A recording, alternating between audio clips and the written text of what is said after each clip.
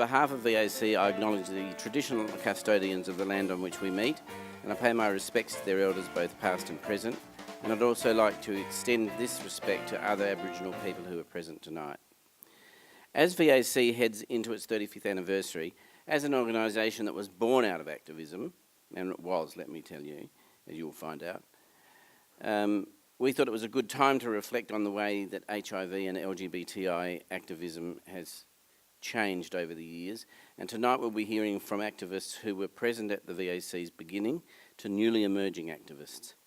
VAC also acknowledges the many activists in the audience from other areas and the many present and past VAC board members and life members, including VAC's President Chad Hughes, who's down there, and various other ones. I'm not going to point them all out. That would be too boring. Now, it's over to Will Stark, to moderate the pearls of wisdom that we're about to have cast before us, and to introduce our panel. But first, let me introduce Will.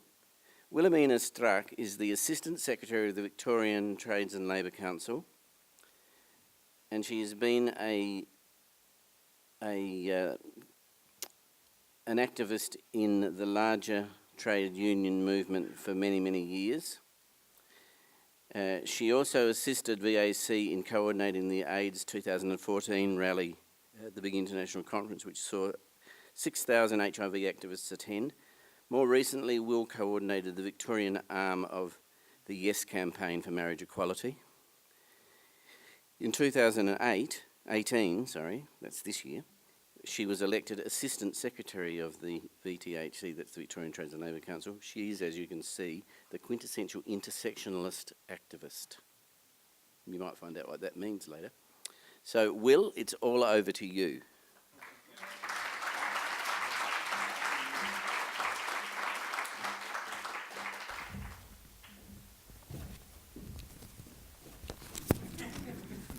Entertain yourselves for a moment. All right. Thank you very much, Jim. So I'm just going to give some context for tonight. Tonight's a bit of a taster. This is not going to be the definitive history of LGBTIQ plus activism, and we're not aiming to have a debate about what is the right way to be an activist or to reach agreement about what the challenges for us are now.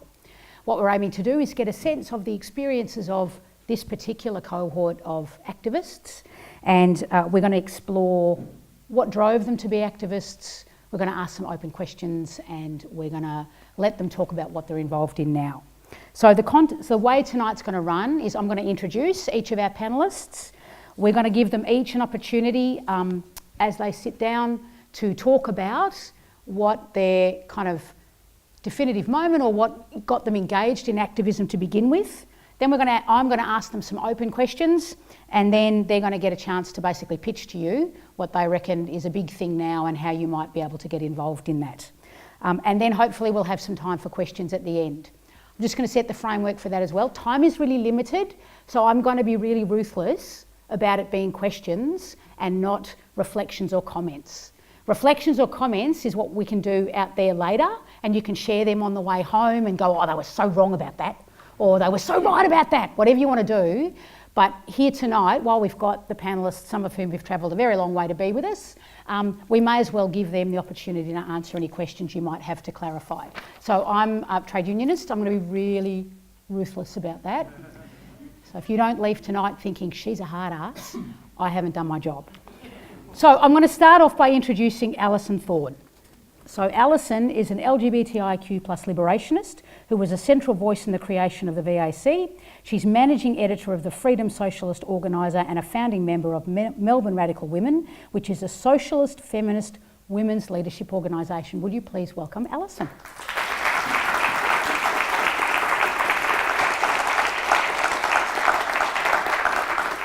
Keep it going until she's all the way sat down, because it's lovely.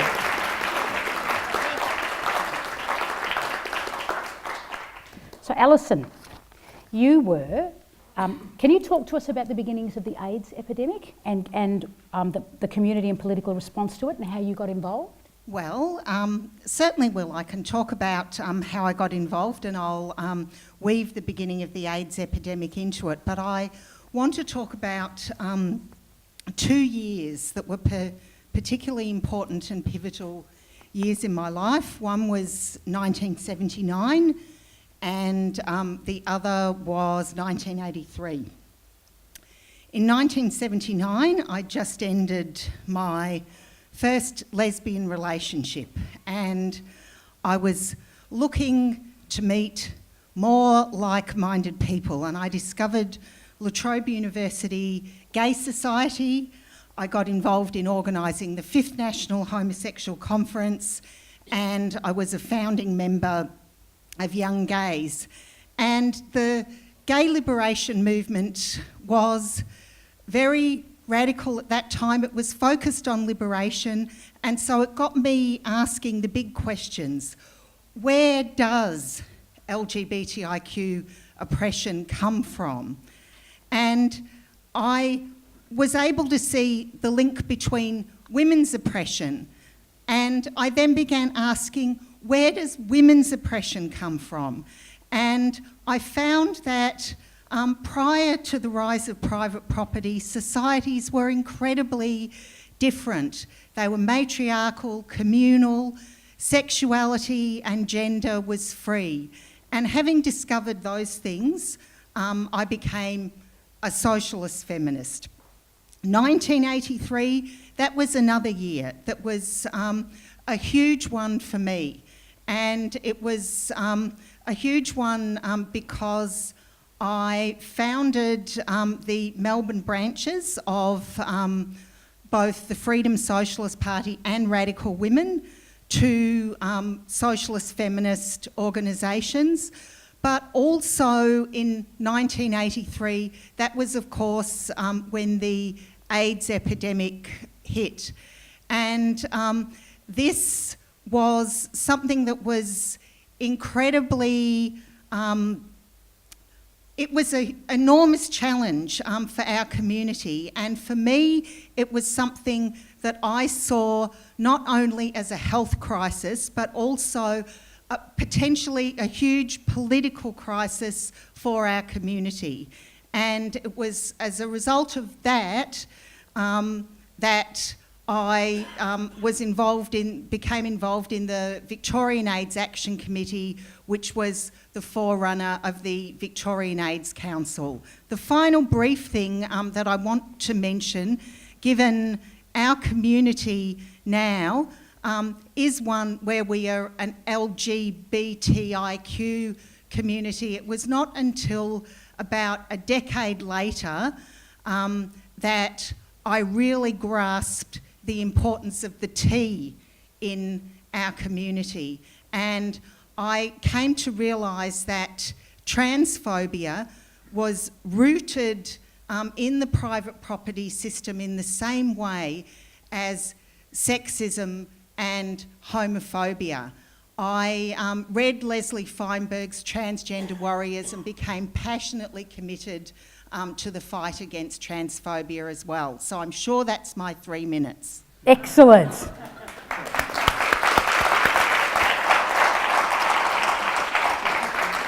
All right, I'd next like to welcome up Imam Noor Vasami. Imam, would you like to come and join us? Imam Noor Vasami is Australia's first and only openly gay imam. He's a devout Muslim who once led one of Melbourne's largest mosques, but the Muslim clergy severed ties with him when he came out as gay in 2010. He's since become a vocal advocate for the rights of LGBTIQ Muslims, despite receiving ongoing death threats. I think I can guess what it was that drove you to become an activist. Do you want to talk more about that and maybe some of the challenges that are faced by sexually and gender diverse people who are Muslim, and particularly young people? So it was November 2013 when I had, initially I was contacted by a school counsellor that was counselling a young 16-year-old transgender young person in an Islamic school. And this person felt trapped in a girl's body, boy trapped in a girl's body. And the escape was that school counselor. The school counselor was not Muslim in an Islamic school. And I often ponder, if that school counselor wasn't there, would that person have been able to reach out? So in November 2013, around the 20th was when Sarah contacted me, and I started this. It was a personal journey for myself, personal struggle. I was on the board of Imams of Victoria from the year 2001. I was the youngest of 36 other Imams, the only gay one, but they didn't know that part. So it was a personal journey for myself, and I thought, how can I start something that I would have benefited from had it existed back then? And on that basis, Marhaba, this group that I started from my humble lounge room, had its inception in November 23rd or 24th it was. And I thought, how can I make a difference? I analyzed the risks, the consequences. I know my people intimately. So I thought, how can I try to make a difference in one person's life, similar to that young girl? And thankfully, from my humble lounge room in November 2013, I did not imagine the impact that it would have on a huge scale. You know, initially it was Marhaba Melbourne. I started it for Melbourne to cater for LGBT young Muslims particularly, because there has been and there is still a vacuum in the support services of LGBTIQ plus Muslim youth.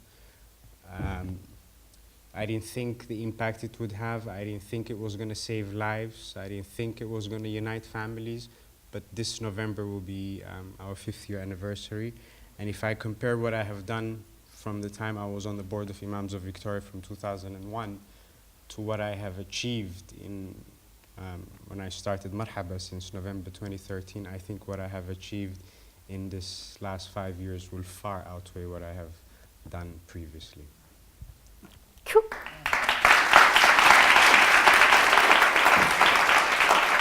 All right, next up, let's introduce a man who needs no introduction, Rodney Croom.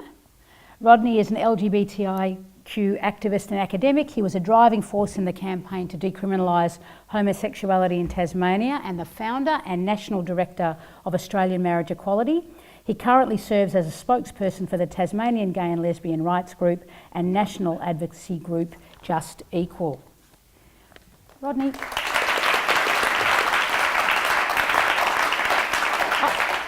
This is a question I'm actually genuinely, you can answer this or you can talk about it, whatever you want to talk about. But the question I have is, it took Tasmania a very long time to decriminalise homosexuality. So do you think that there were particular barriers and obstacles for the community in Tasmania? And what was your experience of that in Tasmania? Thanks for that question, Will. I first became involved in LGBTIQ plus advocacy and activism, not that it was called that, 30 years ago. And when I came out in Hobart as a university student back then, obviously things were very different. The first gay community meeting I went to, I was warned by the people there not to use my surname when talking to others and not to ask other people their surname because there could be police informers in the room. And I was warned that when I went to my car, there could be police there taking down my registration number to add to a list of known homosexuals. We're talking about a state which was not only the last to decriminalise homosexuality, but which had the worst penalties in the Western world, life imprisonment. And where those laws were still alive in the imagination of the authorities. To the extent where when we set up a stall at Salamanca Market, some may remember of this or read about this, to gather petitioner signatures to have that law changed, the police arrested us and took us all off to the police station and left us in police cells for hours, up to a day at a time. I had grown up thinking I lived in a democracy, but in fact, when I came out, I found that I lived in a police state. And I found then that the hatred and the prejudice ran very deep. I think it runs right back into Australian history and Tasmanian history. And people responded hysterically to our campaign to have the law changed, with anti-gay rallies across Tasmania that were just like Nuremberg without the discipline. Deeply hateful. But we stood up to that.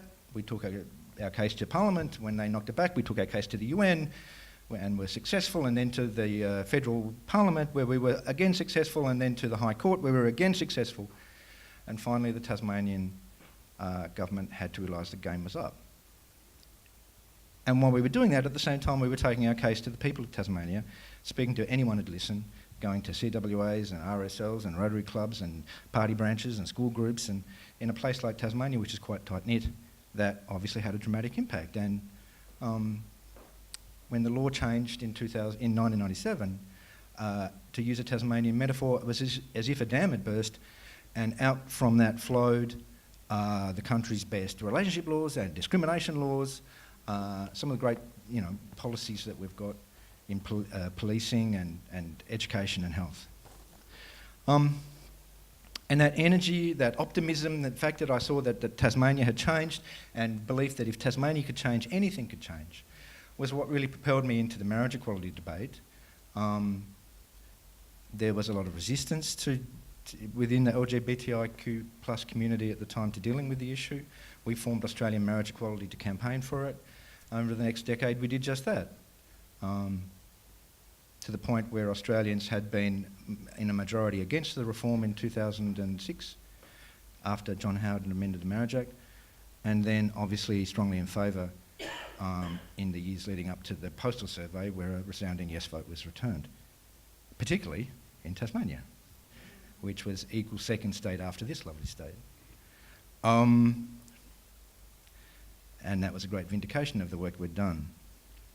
But to return to the issue, this is my final point, of my motivation, I think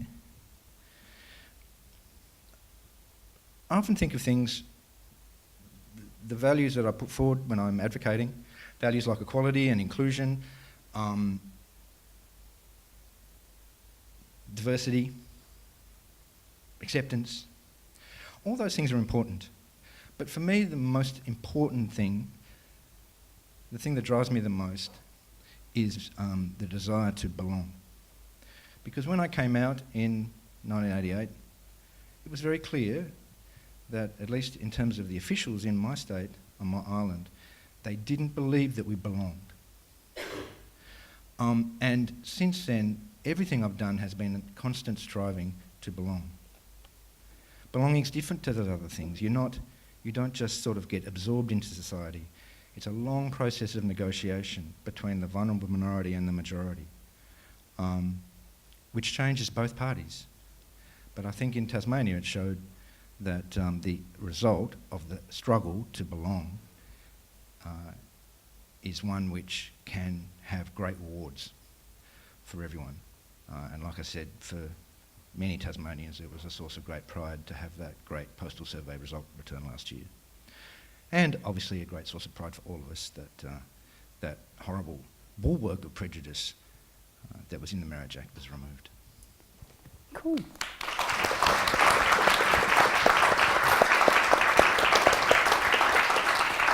All right, I'd next like to welcome Lyle Chan. Lyle is an award... Yes, there we go. Lyle is an award-winning classical composer, but during the plague years of the AIDS epidemic, he set aside his musical career to be a full-time activist. He was a core member of ACT UP Sydney. He also ran the Buyers Club at ACON that imported DDC from Los Angeles.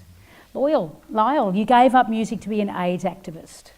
That would be hard. So what was it that... I was also very young. You were very young, yeah. And who knows when you're young?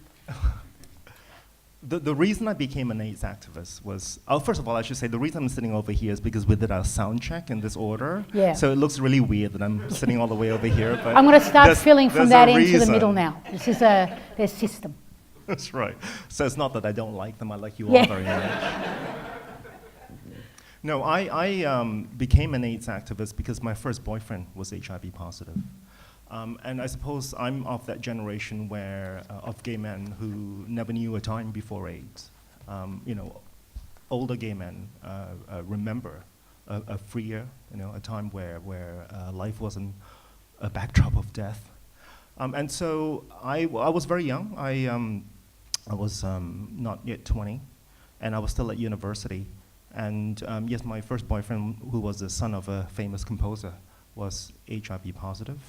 And I had to decide, because I saw so many people, so many other gay men and friends who gave up, who were older than me. They gave up their lives as Wall Street traders to become activists and ACT UP. And so there was a wave, and I was caught up in that wave of people who felt that was the right thing to do at that time. What was lucky for me was also that at the university where I was studying, Howard Temin was the professor, and he was the discoverer of reverse transcriptase. He won the Nobel Prize for that, I think. And so I got to study and become a laboratory assistant and technician. But I thought that I would end up being a scientist, but I didn't. It didn't feel right for me. Working in a laboratory was absolutely essential.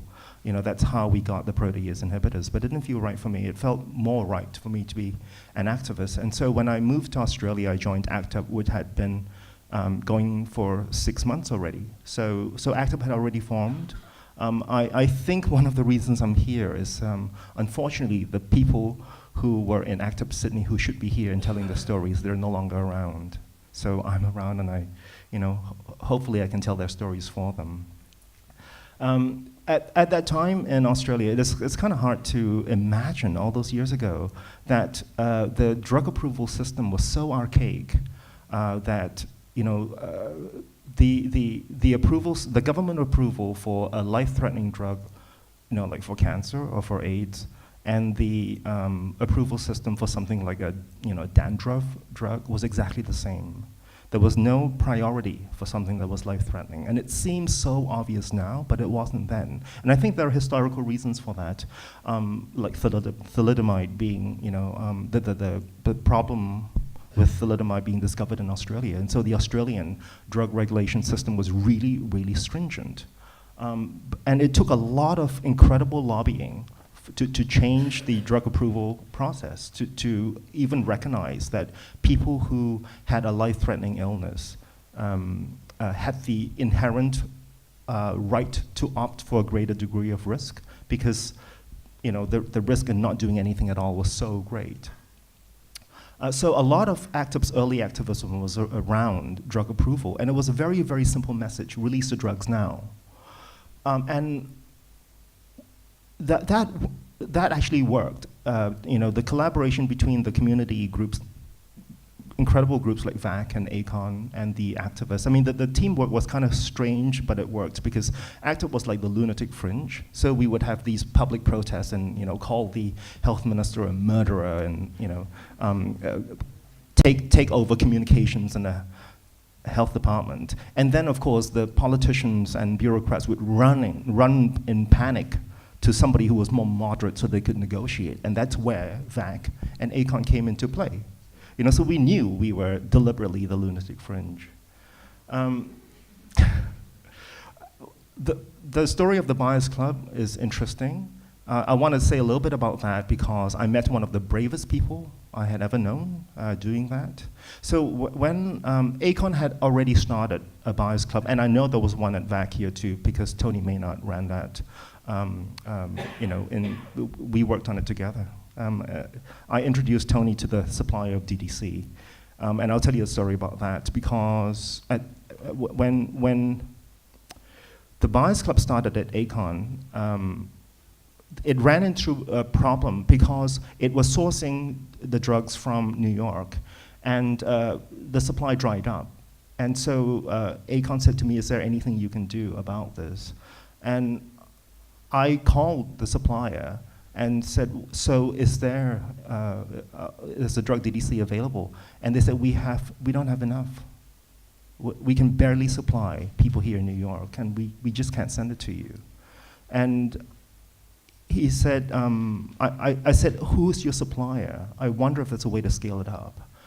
And he said, "We can't tell you who that is." But interestingly, when I said, "I'm actually from ACT UP," it was like the penny dropped, and he said, okay, we're gonna connect you with the person. I can tell you his name. His name is Jim Cordy. You probably haven't heard his name. He's one of the most invisible of the AIDS activists, but he broke all these laws in order to manufacture DDC in illegal labs around the world, actually, moving from Mexico to Germany, so that he wasn't going to be caught. And all the DDC, all the illicit DDC that was applied in the early 90s came from him, basically, because we couldn't get the drug companies to release compassionate access until much later. And so there were all these stories about getting DDC from Los Angeles. Initially, they were surreptitious, but then we became more and more blatant because we really actually wanted to be caught. Because if people with AIDS got caught importing AIDS medication, you could actually make a big media splash about it. And so, we used Federal Express and put, big scrawled letters, AIDS drugs on it, but it was... I do remember once when, during the LA riot in 1992, Jim was trying to get a package of it to us here in Australia. And he just couldn't get the drugs to Federal Express because LA was burning. He was a white man living in a black neighborhood out of choice. And it was very, very dangerous for him at that time. So I had to say to him, actually, can we just leave this for another time? Because it's much too dangerous. And it was a real reminder that we were all caught up in this crisis, this AIDS crisis that took over our lives. And you were in danger of forgetting that there were other crises in the world. And the LA riots was a terrifying reminder of that. Excellent. All right.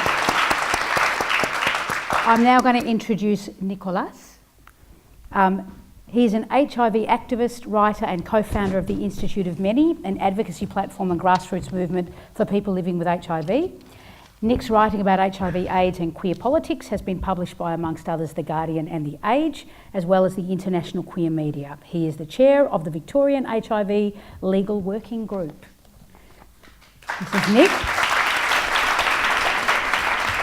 So Nic, you've started a support group for positive people called the Institute of Many. Mm-hmm. So can you tell us a bit more about that and what motivated you to start it up? Sure. We're over here on the lunatic fringe here. It's quite nice to be amongst friends. Wait. What does that make this end? The effective corner, getting stuff actually done while we just rant and rave. Well, like most white middle-class people, I got involved when it started to affect me. I was diagnosed HIV positive in late 2012, and 3 weeks after that moment, I was sitting in an ACON workshop called Genesis for newly diagnosed gay and bisexual men, and I was doing pretty well. And a gentleman I met that weekend by the name of Jeff Lang was also doing pretty well. We were both 30. We'd already disclosed to our family and friends what was going on. And we were kind of feeling okay about it. This was 2012. We had schooled ourselves up pretty quickly on what it meant to live with HIV in that time. But the other 12 men in that room who were also recently diagnosed were not in such a good place. Some of those men had cut themselves off. It had taken them 2 years to get to a newly diagnosed workshop, whereas Jeff and I were there in about 3 weeks. Some of those men hadn't dated in that time, they had not had sex, they couldn't tell their families, and they were in stasis. So Jeff and I kind of realised that if we were doing pretty okay with this, then that was a privilege, and that privilege was an invitation to start something. Jeff asked what happened after Genesis, what was the next thing to move on to, and he was told, there really isn't anything, sorry. There was a Planet Positive social that happened every once in a while, but we were told not to go to it because it was full of, and I quote, old pos guys who'll just prey on you. And we didn't really like the sound, we didn't like the sound of that. I'm not quite a fan of the daddy myself, but we didn't like the sound of the fact that there wasn't really anything going on. So we created Tim. It started out as an informal email group that met up socially every once in a while, and then something clicked, and a need arose. A need was already there, and that created a platform and an advocacy avenue. And I realised that I had been looking for something to be angry about. And when we think about the incredible history of HIV and AIDS in this country, it's an extraordinary history, and it felt a little bit stale at the time. And if you cast your mind back, 2012, this was before we had concrete proof from the partner study around U equals U, or undetectable equals untransmittable. It was before PrEP, and it was a time of, I think, of not so much pause, but I call it the long silence, and it was really time to make some noise. So that's what we did. TIM is now the largest grassroots movement of its kind in Australia. We have the largest membership of any HIV organisation in the country, and I'm really proud to say that we have played a part alongside some really big movements here in Australia, VAC and ACON being one of them, about ending HIV, that have helped change the way Australia talks about HIV and dragged it into the 21st century, but more importantly has changed the way people living with HIV feel about themselves.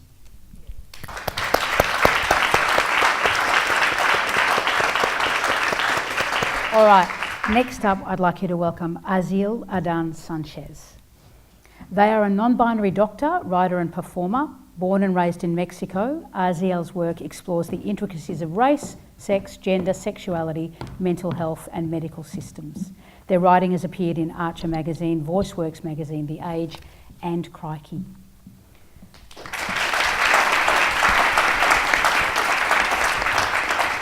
Hi everyone. I do apologize if my voice gets a bit. I do have a bit of a head cold, and I'm trying to find off, and you know, trying to keep the makeup on at the same time, which makes it a bit tricky. So the way that I got started about activism, I think it's so fascinating being in such an amazing panel, because I think my activist history is relatively short.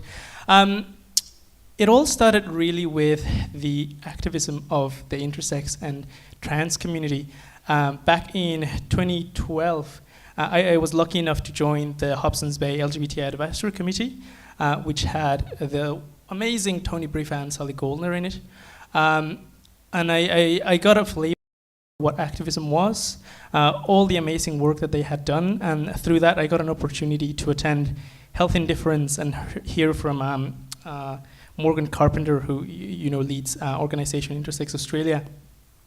And that was when kind of the penny dropped, and I realized, oh my God, we have this human rights issue around intersex and trans bodies and the way they are regulated. And you know, my background is very much a medical background, and my work centers very much about equality in healthcare.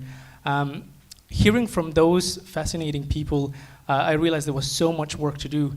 And this was before kind of I started medical school, and before I started practicing as a doctor. And when I got to medical school, I realized there was absolutely nothing on it. We got one tiny lecture on MSM with a ending slide on lesbian sexist, by the way.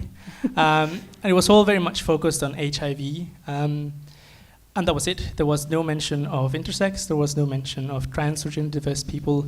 That was the end of it. So from there on in, I got kind of quite worked up about it, and started rallying other medical students and developing workshops and resources.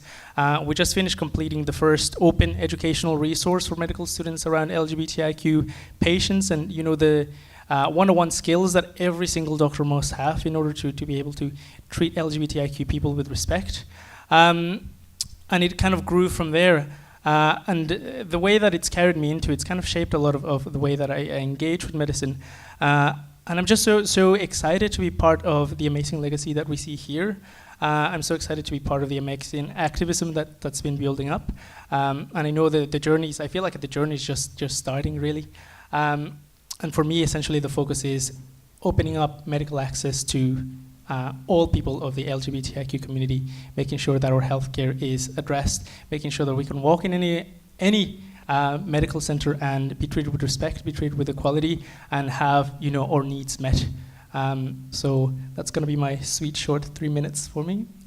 Excellent.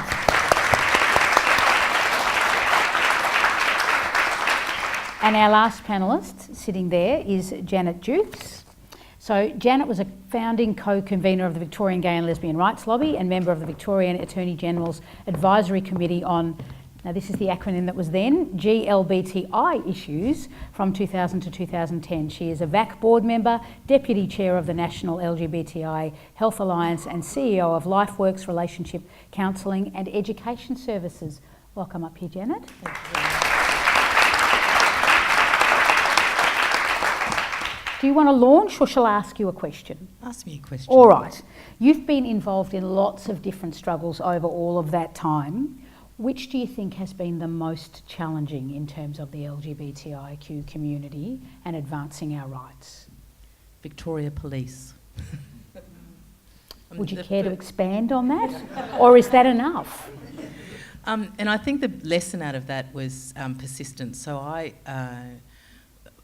we started, I think the lobby, we started dealing with the police after the Tasty raid. And some of you may remember that at the time the Chief Commissioner made a comment along the lines of there's no place in the Victorian Police for the gay and lesbian people, or something that probably wasn't that polite. And I can't remember exactly what he said, someone here probably will. And so that really started a series of meetings through the Equal Opportunity Commission that Jamie Gardner and I had with Victoria Police to try and begin a dialogue to see what we could do with Victoria Police. And what that resulted in was about 155 first meetings. So probably wasn't quite that many, but certainly many, years, at least 2 years of first meetings. And the reason I say they're first meetings is it felt like a first meeting every meeting. And eventually we got to a point where we built, and it was really about building a relationship. So we talked about everything. We talked about their kids and their pools and their backyards and everything else except the main issues in terms of trying to build a relationship.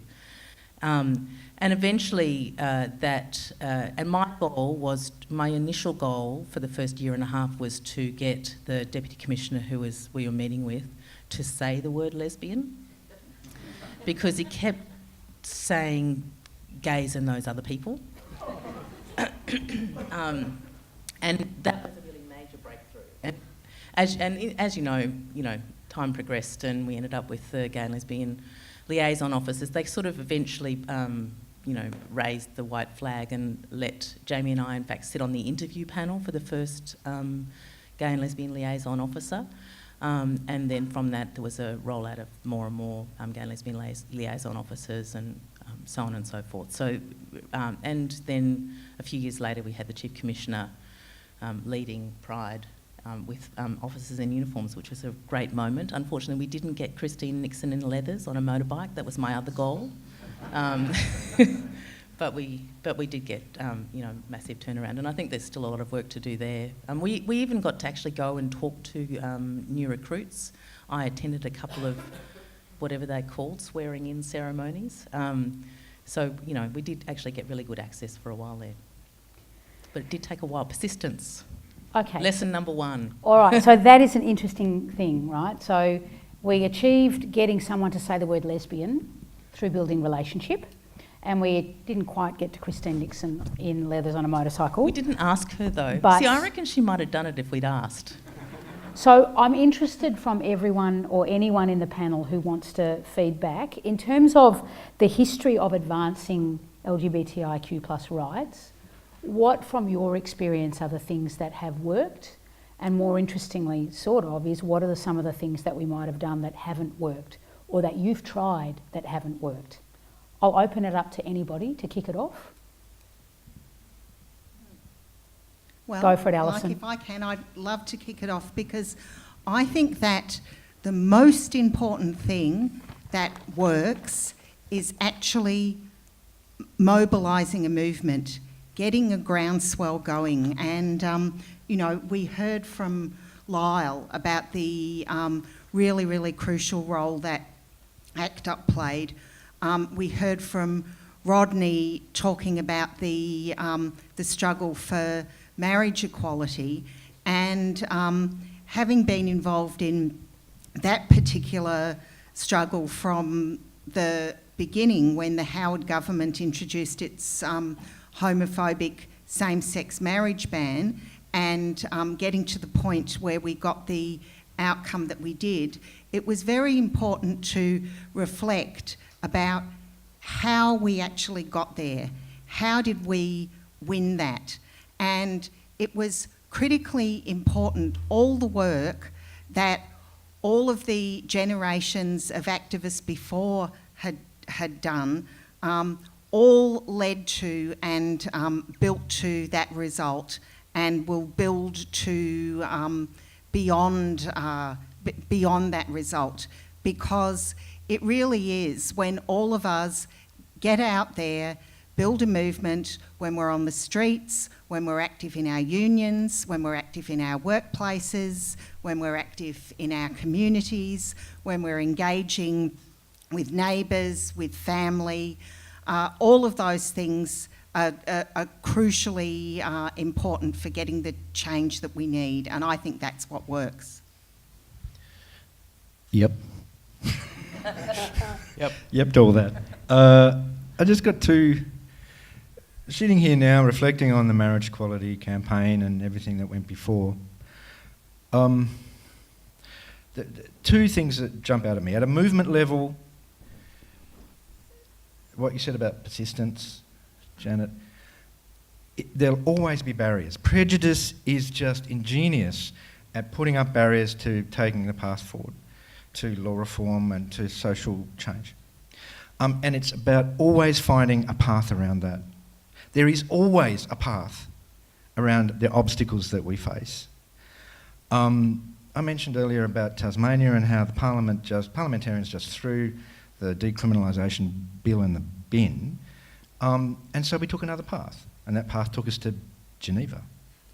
And with marriage equality, it was the opposite. The federal parliament was standing in the way, bloody-mindedly, and so we took a different path through the states to keep the debate alive, to keep people's hope alive, talking about state same-sex marriage laws, and of course one was finally passed in the ACT, even though that was knocked down by the High Court. It's about always finding that other path forward. And the second thing is about at the personal level.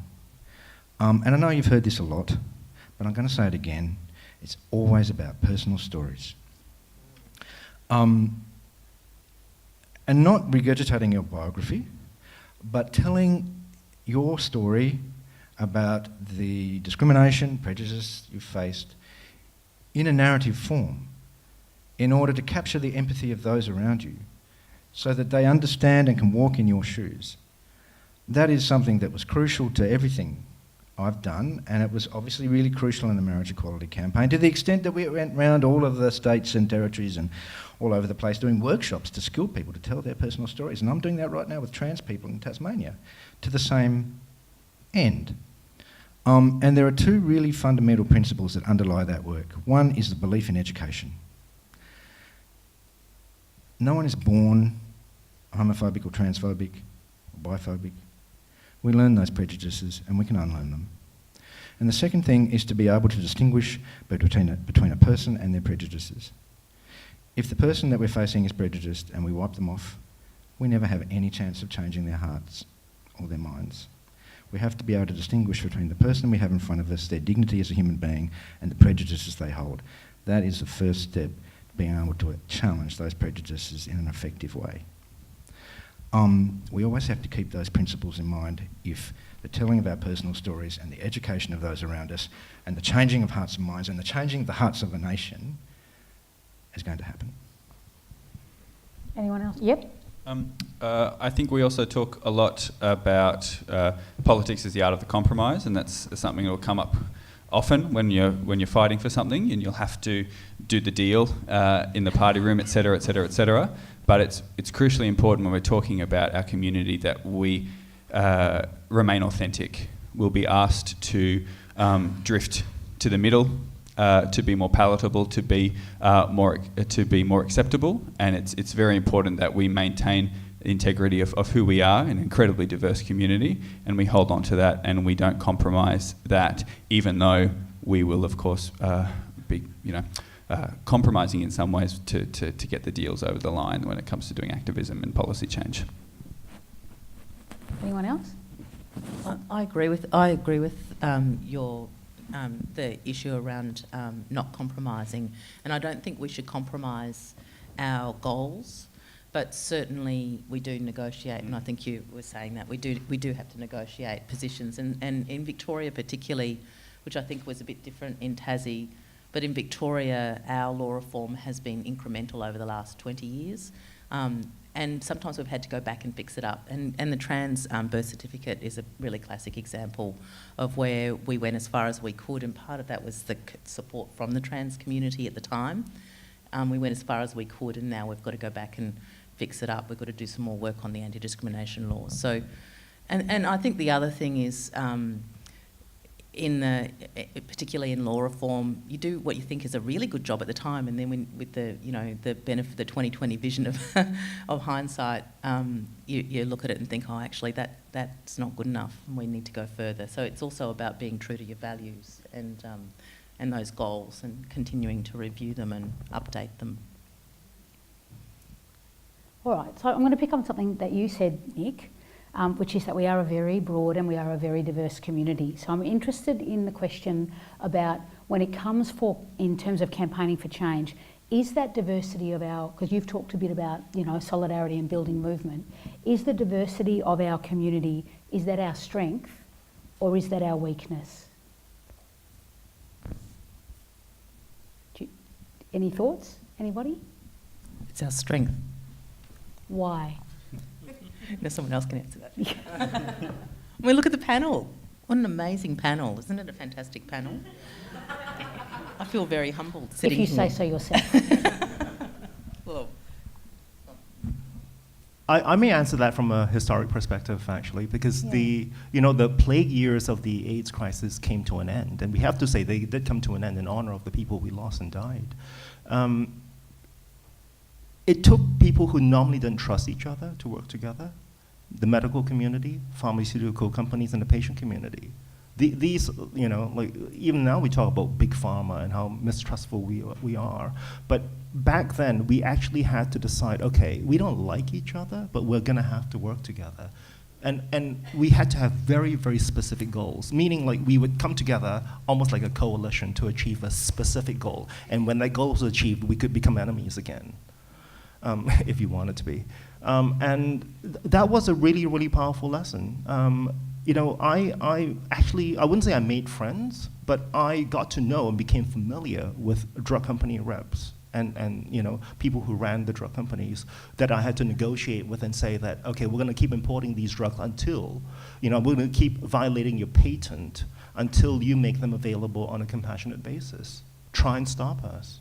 Right, and so the whole point was to do away with this interim, solution of making our own drugs. When you make a pact with the devil like that, though, it can sort of backfire. Like I remember when Roche, which made DDC, also made one of the very first, in fact, the very first protease inhibitor, and they used the activists to actually push through drug approval very, very quickly. So even before there was a full results on clinical testing, they said, let's get this approved. You know how, you can help us do it. So our diversity is our strength, but you have to decide who you're gonna ally with, I think. Okay. I'm gonna try and have a go at the question. I'm not sure if I have any coherent formulated thoughts, but here we go. I think it can be actually probably a bit of both. And the reason why I say that, so from kind of my experience, initially coming out, I found the LGBTIQ community quite accepting and inclusive, and I never, to be honest, I should say that with a bit of a caveat, I never really found myself comfortable in spaces around gay men, and initially I came out as gay, and I found it kind of very difficult to fit into a space that was full of gay men. I still find it very hard to go to circuit, let alone the peel. I always found myself at home, essentially, in places that had trans people, intersex people, that had people of color. And I think the the reason for that is, even though there's a big sense of community, and I felt a big sense of community in places that have been kind of gay men only. There's also, our identities are so intersectional, are so varied, and we all have very different histories. And as I'm answering this question, I'm actually saying I think our diversity is our strength. Because when we come together and learn about each other and lift each other up, I think that's probably when the best advocacy and activism happens. And the people that I learned from and the people that have taught me so much have been those who use their platform to raise other people up and to raise the voices that we wouldn't hear otherwise. Cool. I think that last comment was really important, and our diversity is a huge, huge strength in our community, because when we focus as a community on liberating everybody, when we look to the demands of the most oppressed, what we'll be doing is we'll actually be joining the dots and really going back to that vision of the Stonewall generation, that vision of liberation.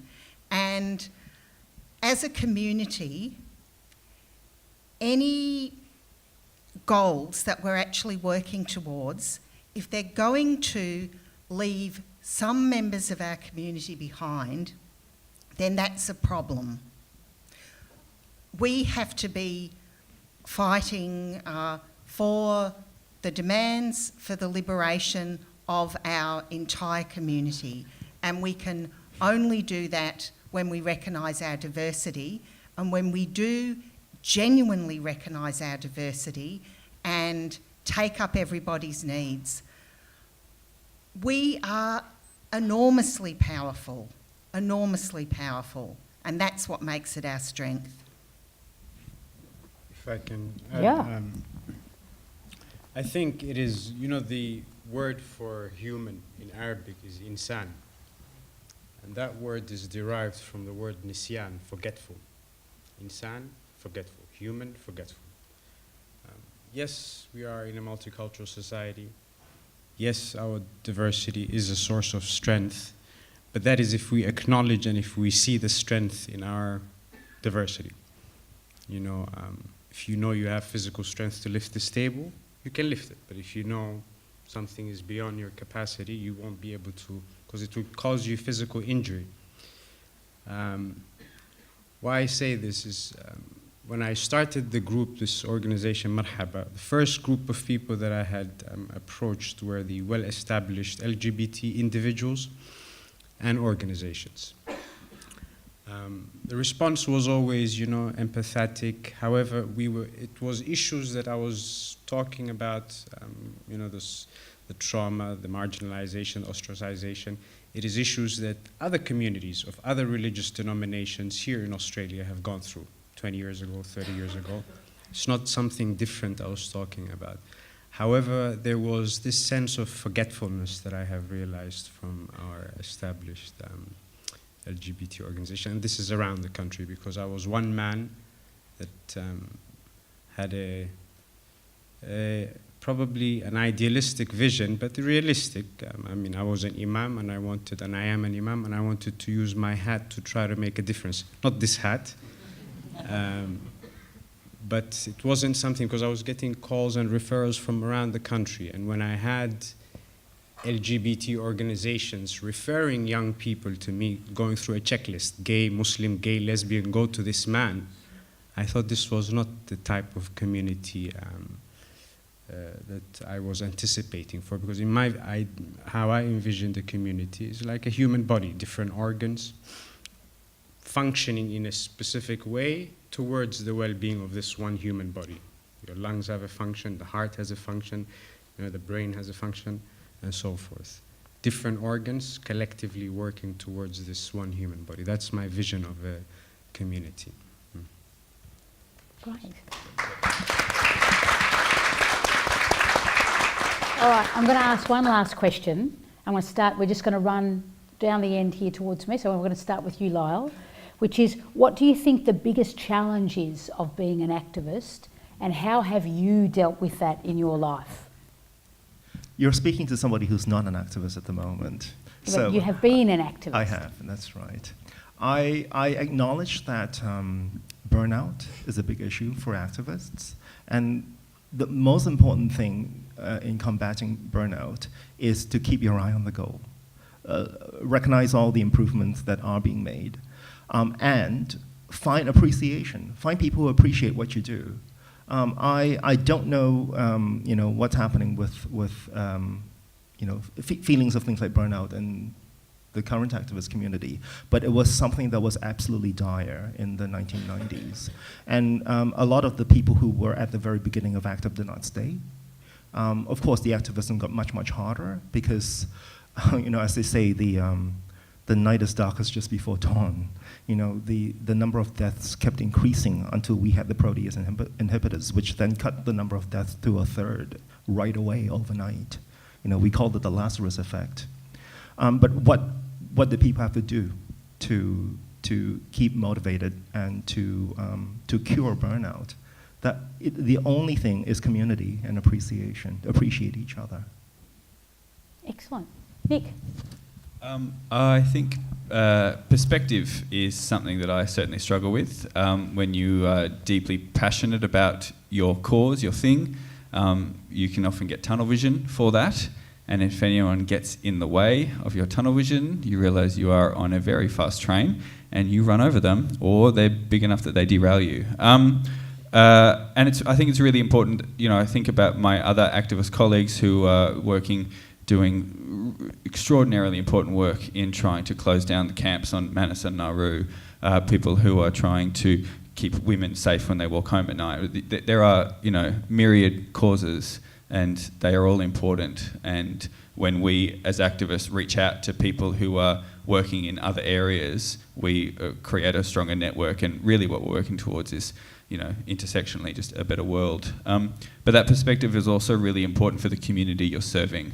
If you choose to be an activist or an advocate in your field, the community that you are representing or fighting for will not have the same energy or even interest in the fight that you do. And I've learnt that the hard way through Tim. Even though we mobilise that community to get active about issues, 9 times out of 10 they are more interested in being rejected on scruff for their HIV status than they are, for example, the criminalisation of people living with HIV that currently has people rotting in prisons in this country. And when you're passionate about something, you care about it, you get frustrated by that, but we're bringing them with us, and it should be a world where they don't have to worry about it, but it's a privilege and a curse that we do. For me, I would probably say, particularly working in the medical field, the biggest frustration, I suppose, is a bit of impatience and just general frustration at kind of feeling like you're hitting your head against the wall to get things to change. As I initially realized that all these issues were going on, I've kind of expected the medical profession to act quickly and to act reasonably, and that certainly wasn't the case. So it's very frustrating coming up to these kind of power structures and trying to kind of butt your head against the wall, and then being a bit impatient about the change that you want to bring about. I suppose now with a bit more time, you realize that obviously a structure takes quite a long time to change, particularly in medicine, where a lot of things are so rooted not only in old evidence-based kind of practices, or just traditions that, this particular doctor said, we've been doing this for ages, so that's what we're doing. And the way that I try to mitigate a lot of that is perhaps it's slightly unrelated, but take that perspective. I'm gonna take the point that Nic said, and make sure that you are aware of the context that you're working in. And over the weekend, I was telling Lyle and Nic earlier on today that I was part of this HIV kind of prescribing course. And as I was, being told all the current regimens and medications and side effects and all of those bits and bobs, I got this sense of just where we are in history and how much activism had been, how much history, how much energy, how much emotional labor, how much deaths had taken us to be here. And I was trying not to cry as I was trying to remember all of these drugs, because it's taken so much, and it's such an honor to be part of this huge legacy. I got this sense of, as a doctor, as a queer person, as an activist, I can carry that through and carry it further. So I suppose having that perspective as well, and being placed and being aware of the place that you're in, and being able to give yourself a breath to take it forward is really important. Great. Janet? Challenges, we're talking about challenges. Number one challenge, how do you deal with it? I think my latest number one challenge, because it changes reasonably regularly, is not wanting to scream when we're still talking about the same thing we were talking about 30 years ago. And I think I've had a few tantrums recently in meetings, and one of them was around the lack of progress around Intersex, actually, where I had a total tantrum at the end of an advisory committee meeting and caused everybody to talk at least. So that's probably my biggest challenge, and how do we deal with that? I think it's about remaining focused on the goal and remaining strategic. So in some ways it's about being the grown-up. So tantrums aren't necessarily the way to go, although they do have their place, because it does, it makes you feel better, doesn't it? Always. I'll stop there. Okay, excellent. Rodney, number one challenge of being an activist, and how do you deal with it? I think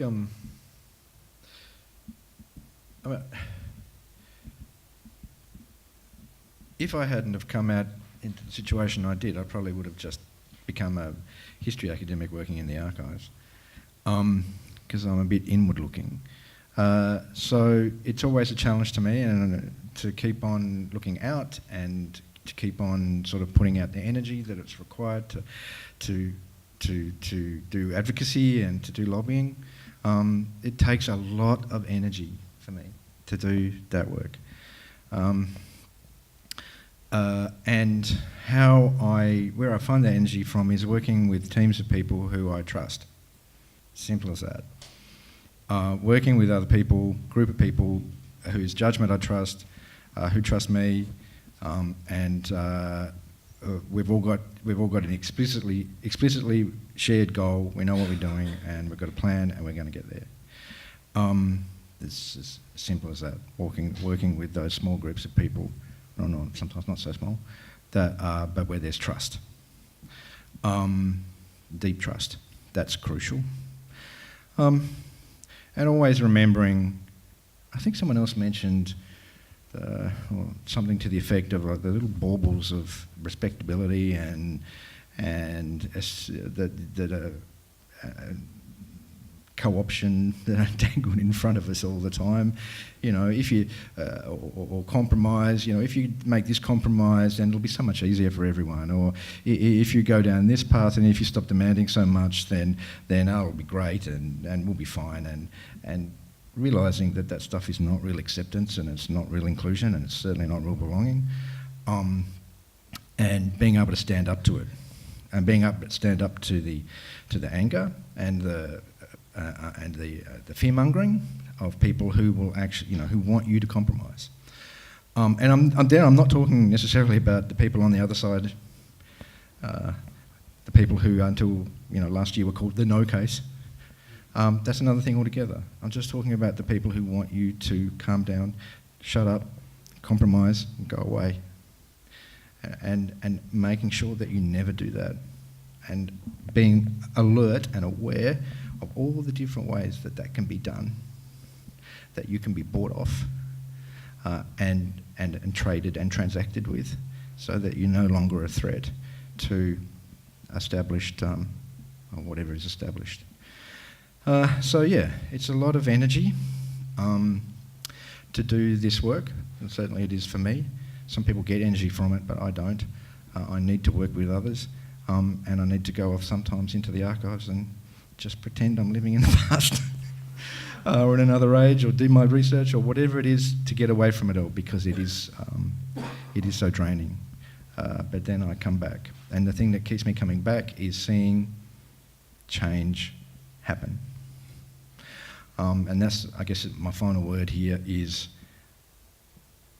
you're always focusing on how things have improved. How much things have changed, why they've changed, how much better things are now than they were 5, 10, 15, 20 years ago. And seeing that, taking pride in that, and understanding how, because that's happened, then the things that still need to change will change with your effort. That you will be able to make that happen together with other people. Seeing how change has happened in the past and understanding how that will happen in the future. That's the thing that keeps me going more than anything else. Great, Alison. Number one challenge. Okay. How do you deal with it? Look, for me, the number one challenge is definitely, yes, change happens, but change can go forwards or change can go backwards. And it is a really key challenge that everything we win, every single reform, we have to fight and we have to be ready to hang on to it. And at the time when the AIDS crisis hit in 1983, as somebody interested in history, one of the things that was very much in my mind was that before World War II, in Weimar Republic, Germany, there was a thriving lesbian and gay community. There was a lesbian magazine called The Girlfriend, 10,000 copies circulated. There were bars, there were theatres, you know, but where did all that go when fascism came to power? What happened to that community in Weimar, Germany? We must be ready to defend our gains. So, how do I keep up my motivation to do that as somebody who has been a passionate socialist feminist activist since the 70s? And what's important is having a body of theory, having an organisation, and having a long view of history, because that long view of history is enormously important. We are living in just a fragment of time, and it hasn't always been like this. It hasn't always been as good as this. It hasn't always been as bad as this. And there have been very, very different times, which means that we can create the kind of world that we want in the future. Great. So the question is, what's the number one challenge of being an activist in the space that you're active in, and how do you deal with it? I never thought I was an activist until, the name started. I always define myself as an independent Imam. When I started Marhaba, we don't have the concept of being excommunicated like it is in the Catholic Church in the Muslim world. So I still retain my title as an Imam. I still retain my title as a Hafiz. That's something that other gerontocrats, gerontocracy is government by old men, which is the hierarchy of Muslim leadership, does not like. But one of the challenges I found was, I just found it interesting to manage the dynamics of the group, to say the least. There was Muslims. The last count that was done was in January of last year, that I alone dealt with. January of 2017, that was 1,800 people, with many that I would write names and details on a piece of paper with the hope to transfer them, and then the paper gets lost. But 1,800 individuals and family members. And I remember at one university setting, I said that number and people clapped their hands as if they were all success stories. These were not successful stories, these were tragedies that I came across them just by facilitating a safe platform. So one of the biggest challenges I found was, number one, self-care was not something that I was taught as an Imam. As an Imam, you're taught burial procedure, for example, in the morning time and give your jurisprudence class by afternoon. So self-care was not something, it was something I learned later, but managing the group dynamics has been one of the challenges for me, because I'm a Sunni background, so you have a Sunni, Shi'i, Ahmadi, Qadiani, all this mixture, because it was for Muslims, but it was catering for all types of Muslims, and all types of Muslim partners came with them, Jewish, Christian. So it was interesting to say that, but for me, you know, I never brought some of the sectarian issues that was happening back in countries of origin into the group. It was just a basic social setting that was safe, where we could get together, have a meal, dinner most of the time, and talk about these issues, and not necessarily find ways of reconciling. And I always made that clear, that I said I don't have the golden interpretation to reconcile spirituality with sexuality. But I said, let's talk about it, and let's debunk the story of Sodom and Gomorrah and interpret it in a more contemporary fashion, and thankfully that has been effective. Yeah. Great.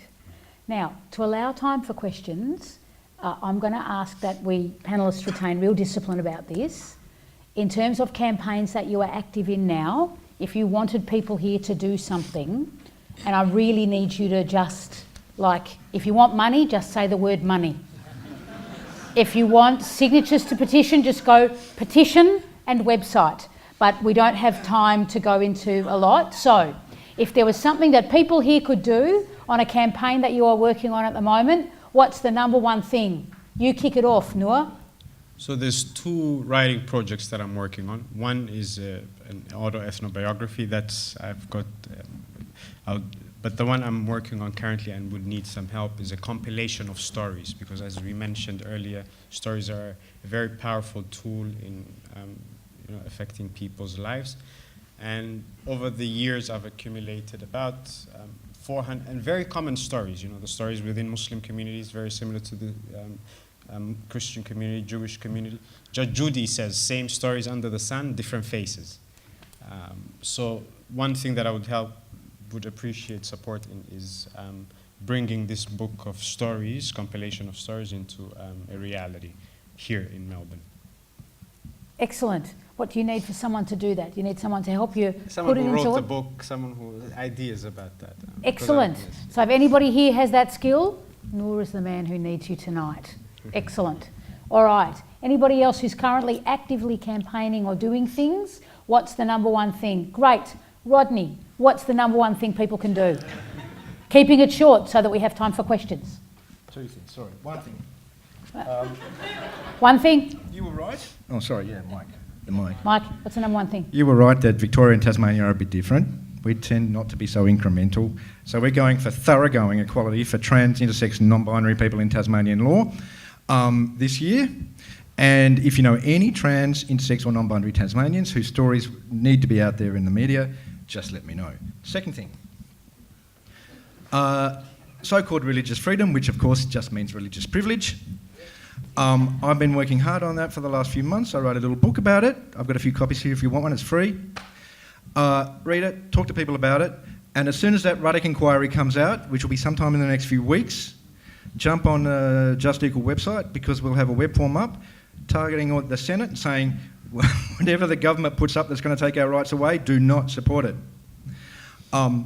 Simple as that. As soon as that comes out, jump on, and we'll have actions for you to do to protest any rollback, as you were saying, of our existing rights. And read this in the meantime. Excellent. We're going to burn things down. I can feel it. Yes. Yes. Number one thing. Number one thing. The far right is on the march at the moment. It is on the march internationally, and it is organising here in Australia. And every single person here in this room needs to be doing something about that, because they are going after our community as part of trying to mobilise a neo-Nazi movement. So what can you do? Radical Women and the Freedom Socialist Party are involved in this fight back, and we would love you to get involved as well. Come study. Radical Women has got a study group coming up, Women Resist Fascism, yesterday and today. It's every second Wednesday night. It kicks off in August, and there'll be Radical Women members giving out leaflets at the end. People of all genders, very welcome. Excellent. Yep, someone else campaigning. Got to be a definitive ask, and it is. It's so simple, you don't even have to leave your house. I would like you to Google CJ Palmer. She's a trans woman who's currently in isolation in a men's prison in WA, and she will be in isolation until the end of her sentence in a few years' time. I would like you to write a letter to her. Her name is CJ Palmer. I'll put some details up on the Tim website. I'll circulate them somehow. Maybe Vac will even maybe share them. Write a letter to her. She's in prison. She's on her own. Great. Anybody else want to pitch? Yes. All right. I'm also part of the board of directors of Minus 18. So we're currently recruiting for board members. So if you're a young person, particularly if you are POC, trans, intersex, we would highly, highly, highly encourage you to apply. So come and chat to me after that. Excellent. Any other asks while we're here? Just an ask if anyone knows a high wealth individual who wants to give us a load of dough to run a This crowd looks like it will know some high wealth individuals.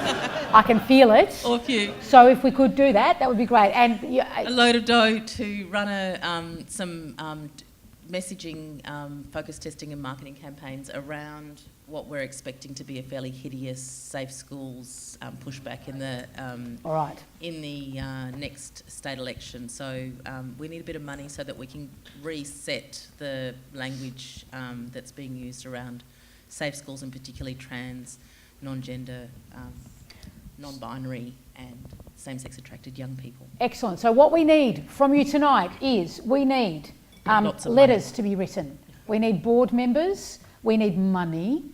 We need you to get onto the website, take a copy of this, and then as soon as the Ruddock inquiry is announced, we need you to take some form of action. And tell me if you know any trans. And if you know any. Victoria. Yes, excellent. And then we have the Radical Women is doing some work, particularly around the far right and the threat that they pose. And you need someone to help you with putting together like stories into some kind of book form, which can then go out. All right. So those are the asks that you have tonight. What are the asks that you have for the panel? Questions. So do not begin. So if you begin with comment, I will stop. You must begin with my question is this, and it has to have an upward inflection at the end. That's how it works. Are there any questions in our audience for our panellists tonight? There is one in the back corner there. Must end with an upward inflection. First, thanks everybody. That was a great panel. I'd like to take up something that Alison was mentioning because it was on my mind throughout tonight, which is the problem of the rise of the far right and neo-Nazis, because we've seen it, haven't we, in the marriage equality and just recently. To what extent do the panelists see this as something that the community needs to direct all activism at, and if so, how? All right, so the premise is all activism is directed at the far right, and the question is how? So first off, does anyone want to offer thoughts on that? So I don't think that I absolutely think that we need to defend. I absolutely agree with Alison that now will be the time where we need to defend, because one of the backlashes or the effects of our activism, and particularly the marriage equality campaigns, is that got organised. It gave them an opportunity to get organised, and they've now got, as we have a machine. Well, sort of, but certainly we got organised and we know how to organise, and they did too. So there is a real risk, and it's a genuine risk of the backlash. And I think the forthcoming state elections around the country will test that a bit. So I agree with that, but I don't think I agree with the premise that we all have to. I think we should be alert. But I don't think we should be alarmed, because we've actually got a project our quality project needs to move forward, and I don't think that we should be too distracted. We should be ready, would be my view. Alert but not alarmed is the vibe. Yes, I'd agree that we should continue with our quality and inclusion project. And I mean, I think I've been talking about working with trans folk and non-binary folk at home about law reform, and I see that as an important challenge to the forces of reaction.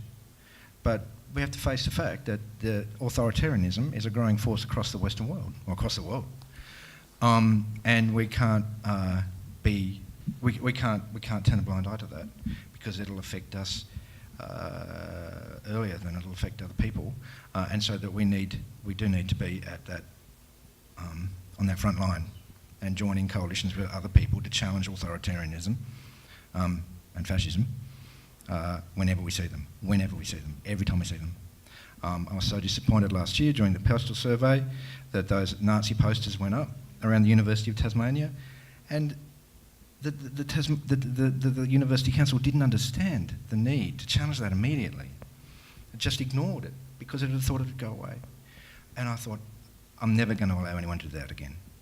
You know, if that happens again in my city, I'm going to be straight there to make sure, and the front line with other people, that is immediately and definitely and loudly challenged every time. We do have that responsibility, I think, at this time of growing fear and authoritarianism. All right. Are there any other questions? Can I just make one more comment around that? And I think that the benefits around the marriage equality. No. Sorry, Will. No, we need time for questions. One more second. It's just around young people, because I actually think that there were some people who were who suffered a bit more through the marriage equality, than others, and there's some evidence around that. And so I think that we also need to make sure that we look after those people in post-marriage equality, particularly young people and trans young people.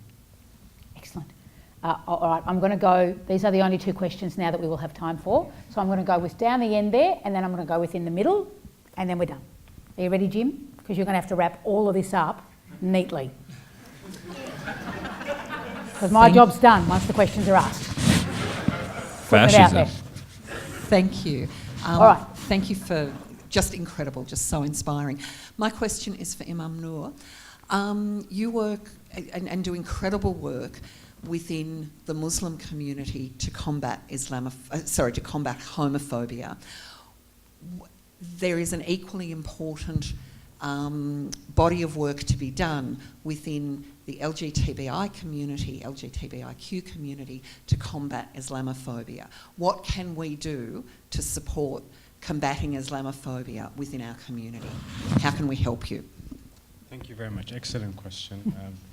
I was in Sydney last week and speaking at Sydney University with Professor Karen Phelps and others on a panel, and a question like this came up, and it came up earlier as well in March this year. I think, Lyle, you were at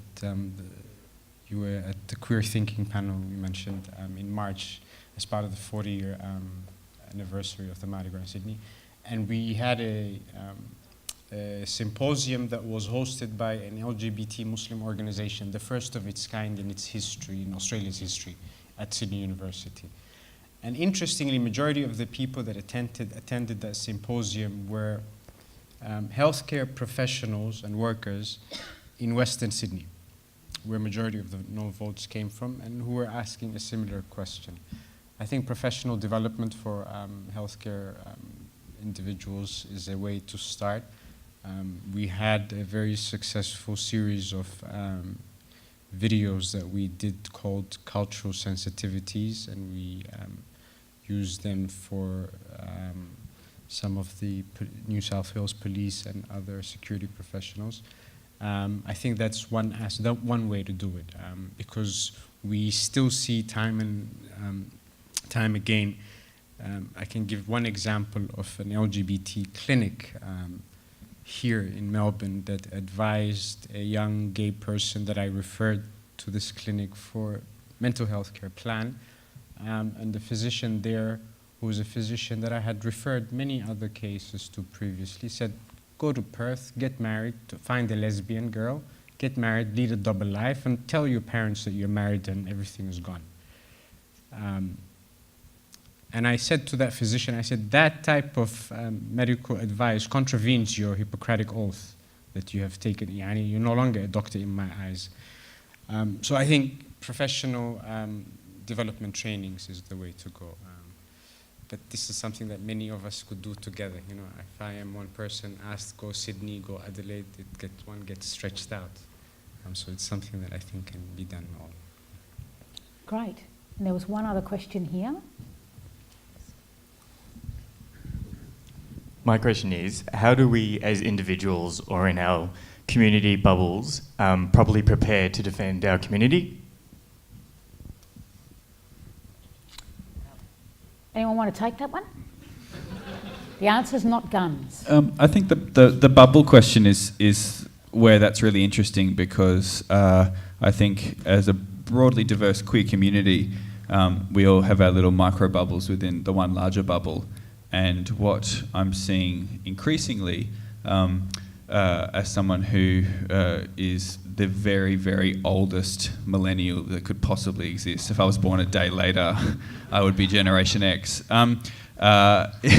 is a widening gulf between generational experiences of being queer, and then of course there's the broader aspect of queer difference between gay, bisexual, trans, lesbian, etc.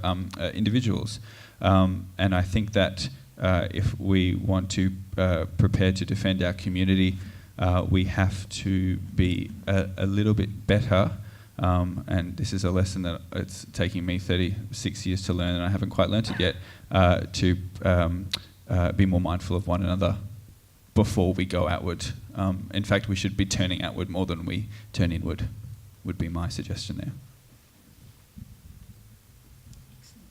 I would also agree and echo that comment. We have to kind of know our community in order to defend our community. And there's, so many intersections that happen in our community that, we were not all aware of everyone's kind of experience. So educating yourself, hearing those stories, knowing how you can elevate those people's voices. And the other thing that I would say is, if you're also in an area of influence, you use the position that you have to make small changes. Even small changes can make a big difference. And the quick example that I have for that is that when I was a medical student, I carried an iPad with a big rainbow flag on it. And there was one patient that after we were doing a clinic, and after the doctor kind of stepped out, kind of leaned in and said, I'm a trans woman and I really appreciate the flag there. So even small things like that can, make a big difference and make a safe space for someone who needs it. So, yeah. Yeah, you've each got one thing that you can say, because I promised everyone I'd run I was time, just going to say a and word about regional and rural LGBTIQ plus people. What can we do to defend? I think that was the word. As someone who, for years was told, well, it'd be so much easier if you just move to Melbourne, I think it's really important that we affirm people wherever they want to be and wherever they find themselves, including in regional and rural communities, and review, whatever condescending attitudes we can sometimes have without even realising towards those people. That they are the ones who should be telling us what policies and what practices, what programs will benefit them, not us going out and telling them, well, I'm from Melbourne or Hobart or whatever, I know best. And it applies to LGBTIQ people in religious minorities and right across the board, whatever communities we're talking about. But I guess I'm particularly sensitive to that regional and rural one. In order to defend those communities, we need to listen to them first. I think I might be channeling Rodney, because my thought was that we need to listen and then we need to act, and there's probably some talking in the middle of that. But if we stop at listening, or if we stop at talking, and we don't act, then we're not defending. So we need to act. Listen, talk, and then set fire to things. That's what I got from that, Janet. All right, Jim, I'm officially handing back to you now. You have the magical job of wrapping up and having these people out the door. Well, I'll try and be as fast as possible because that's what I have to do. But I want to firstly say I've always loved the lunatic fringe. There's a whole lot of people in this room that know that already. And the lunatic fringe, and particularly some of the lunatic fringe that are on this panel, I count as amongst some of my oldest and dearest friends. And I'm really pleased to see them and glad that they're here. But we've heard tonight a whole lot of things about different types of activism from our panellists, and reflecting on it's made me think about what activism means to me. And one of the things that's perfectly obvious from this discussion is how personal activism is. It's about you, it's about what's inside you. Now, I came from a family that was always active in the community. My parents were, much to my embarrassment, involved in absolutely every fucking thing that was ever going on. So my mother was always interfering in school. Because there's nothing worse as a school student to be told that your mother has done such and such, blah, blah, blah, blah. And she then started dragging us to community theatre because she was a singer and she was frustrated because she wasn't famous. Or she'd be involved in some other good deed activity, and we'd all be dragged along to stand out and hand out the pamphlets. And of course, she was a Methodist, just to make it worse. And Methodism, she was deeply imbued with that stream of working class, non-conformist community activism that has evolved into what we know as social justice these days. So, it's part of my culture, it's part of our culture, it's part of everybody's culture. Everybody will have a story like this. Everybody's mother will have been something that informed them. You can blame it on the mums again, you see. Now, my experience tells me there are 4 necessary principles that underpin activism. And I'm going to talk about each one very quickly and relate something about them to each of what the panellists said, and also give a shout out to some people that I think are really important activists who are not here necessarily tonight, but who we should be acknowledging. The first thing is participation, which also includes persistence in the community which we identify with. And in participation in HIV, and that can be varied, and it can be multi-focused, but people who are involved in care and support, people who are involved in policy development, people who are based in peer education, all of those people, without that participation, you cannot know your community, and therefore you cannot truly represent it as a leader or as an activist. I think here, a very effective founder of our support program and the VAC Life member and former Vice President of VAC, Vicky Sinnott, who I don't think is in the audience, but who is an activist of the participatory sort. Then the big issue, the big issue for me that came out of tonight, because everybody really talked about this, and you can distill it down to this one word, is intersectionality. Now, I said at the beginning of the night that Will was the quintessential activist of the intersectional type, which she is if you just read her biography and see what she's been involved in. But intersectionality is where social justice, negotiation, joint working, coalition, as Lyle said, reaching out to other people that we mightn't agree with, but becoming familiar with them, if not friends. I mean, I remember, Lyle, when we threw blood at Welcome in Berlin. It was great fun. They hated it, but we liked it. Well, don't ruin that. It looked like blood. It was red and it was liquid. And it splashed all over their beautiful display stand, which was much nicer than the one that we'd been foisted on by the Commonwealth Government, who was paying for ours. And so, we need to understand that intersectionality is really, really important. You can't really be an activist if you don't recognise disadvantage, discrimination and alienation. They're the sorts of things that Noor discussed in terms of young Muslim people, that Alison discussed in terms of women and feminism, and so on. And young people that Janet continued to come back to. Discrimination and alienation and disadvantage are what is going to destroy us if we don't keep our eye on it. And we need to really understand what that means. And I think here of a particular activist who unfortunately we lost because he died recently, and that's the South Australian Aboriginal gay and HIV activist Neville Fazula Khan. There are lots of different intersectionalities in that name, as you can see, or as you can hear, and was selfless in terms of that intersectional work. The third thing is and I include Alison's and Noor's concentration on having a story and knowing it. That is the history and the evidence. Knowing in HIV for us, knowing the science behind HIV was really particularly important for people like me, Tony Maynard, Lyle, when we started off buyers clubs.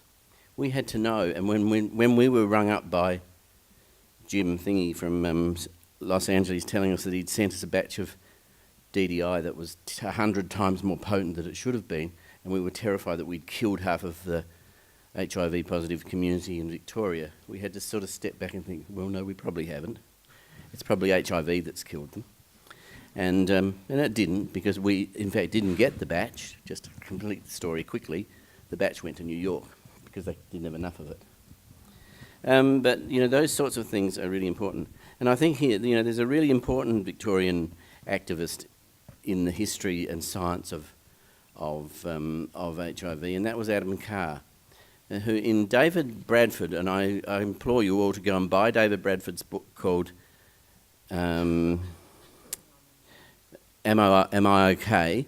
It's the story of his role as the head of venereology for Victoria and as a GP in the early days of the epidemic.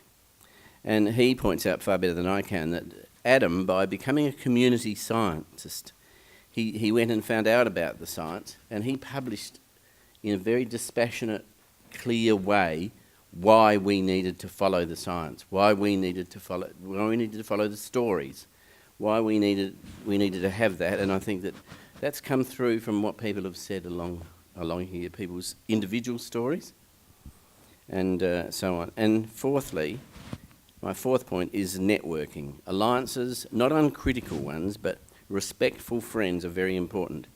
They are able to do some of the things that we talked about here, like giving you a way to debrief, giving you a way to get your centre back and your grounding back. So people on whom you can rely when you need them, that means giving your support and trust to other activists in their issues. Because if you know and like and agree with someone on an issue you know about, and Rodney talked about this, the odds are that you're going to agree with them on things that you don't know as much about as they do. And you're probably going to be able to support what they want, because if they supported you and you can trust them, just dive in, for heaven's sake. So that's what we should do. Now, our founding president, and also a life member, Phil Carswell, is as good a network as you will ever find, which explains why his Facebook page, if you go to it, is so full of name dropping. I've never seen anybody name drop as much as Phil Carswell. No, he's not here. I'm sure one of you will tell him.